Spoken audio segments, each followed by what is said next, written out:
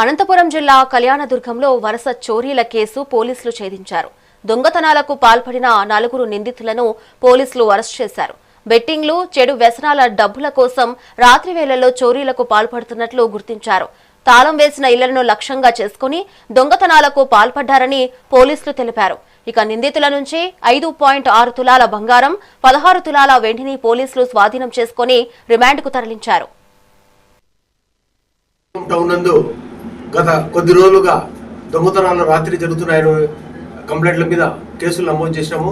దానిలో భాగంగా రాజశ్రీ డిఎస్పీ గారి ఆదేశాల ప్రకారం, తర్వాత మన అనంతపురం జిల్లా సూపరింటెండెంట్ పోలీసు జగదీష్ సార్ గారి ఆదేశాల ప్రకారం ప్రత్యేక నిఘా ఏర్పాటు చేసి కళ్యాణదుర్గం పట్టణం నందు జరుగుతున్న దొంగతనాల మీద ఒక టీం ఏర్పాటు చేయడం జరిగింది.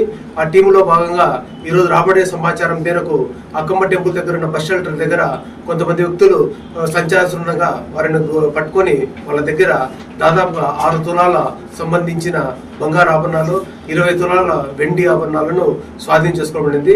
వాళ్ళందరూ కూడా మారంపల్లి తర్వాత పార్వతీనగరం జరుగుతున్న దొంగతనాలు చేసినారని వాళ్ళ కన్వర్షన్ మేరకు పంచాయతీల సమక్షంలో తెలియజేసినారు.